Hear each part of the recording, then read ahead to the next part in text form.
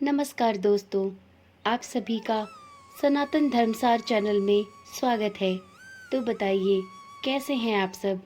उम्मीद करती हूँ अच्छे होंगे। महाभारत के ढेरों किस्से कहानियाँ तो आपने अपने बचपन से लेकर अब तक सुनी ही होंगी।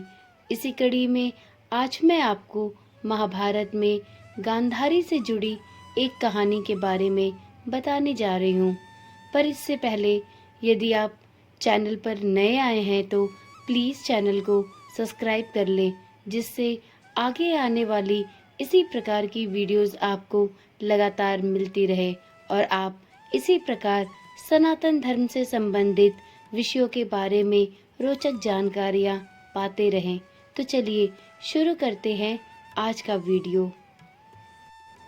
महाभारत की गांधारी एक पतिव्रता स्त्री थी। जन्मांध पति धृतराष्ट्र के प्रति यह उनका समर्पण भाव ही था कि उन्होंने भी अपनी आंखों पर पट्टी बांध ली थी। गांधारी भगवान भोलेनाथ की अनन्य भक्त थी। यह उनकी श्रद्धा और पूजा ही थी कि शिवजी ने उन्हें एक अद्भुत वरदान दिया था।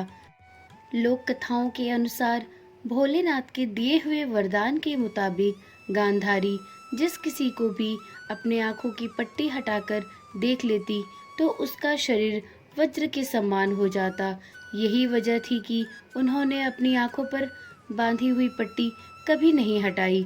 यूँ तो गांधारी ने हमेशा ही अपनी आंखों पर पट्टी बांधे रखी, लेकिन जब महाभारत का युद्ध अंतिम चरण पर पहुंच गया, कौरवों के बड़े योद्धा और गांधारी के 99 पुत्र मृत्यु को प्राप्त हो गए, तब गांधारी के मन में पुत्र मोह जाग उठा और वह अपने पुत्र दुर्योधन की मृत्यु के भय से डर गई। ऐसे में दुर्योधन को आदेश दिया कि वह गंगा में स्नान करके नग्न अवस्था में ही उनके पास आ जाए। कथाओं के अनुसार जब दुर्योधन अपनी माँ गांधारी के कहे अनुसार गंगा स्नान करके लौट रहा था, तभी गांधारी से मिलकर लौट रहे श्री कृष्ण की नजर दुर्योधन पर गई। श्री कृष्ण सब रहस्य जानकर दुर्योधन से कहने लगे कि बाल्यावस्था की बात और थी, अब वह युवा है और इस युवावस्था में माँ के समक्ष ऐसे नग्न अवस्था में जाना उचित नहीं है। श्री कृष्ण जानते थे कि अगर दुर्योधन का शरीर वज्र का हो गया तो महाभारत का अंजाम कुछ और हो जाएगा, इसलिए उन्होंने यह दांव चला था।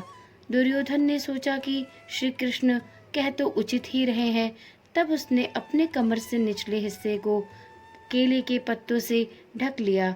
इसके बाद वह अपनी माता गांधारी से मिलने पहुंचा। माता गांधारी ने जैसे ही अपने आंखों की पट्टी हटाकर उसे देखा, उसका पूरा शरीर वज्र के समान हो गया, लेकिन जो हिस्सा केले के पत्तों से ढका था वह सामान्य रह गया। गांधारी दुर्योधन की इस भूल पर बहुत रोई, बहुत पछताई, लेकिन अब कुछ भी नहीं हो सकता था। महाभारत के अंतिम युद्ध में दुर्योधन को भीम ने ललकारा और इनके बीच गदा युद्ध हुआ। गदा युद्ध में भीम पर दुर्योधन भारी होता जा रहा था, क्योंकि भीम के वार का दुर्योधन पर कोई भी असर नहीं हो रहा था, क्योंकि अब उसका शरीर वज्र का हो चुका था। ऐसे में श्री कृष्ण ने भीम से कमर पर वार करने को कहा और तत्पश्चात स्थिति विपरीत होती गई। दुर्योधन युद्ध में वीरगति को प्राप्त हुआ।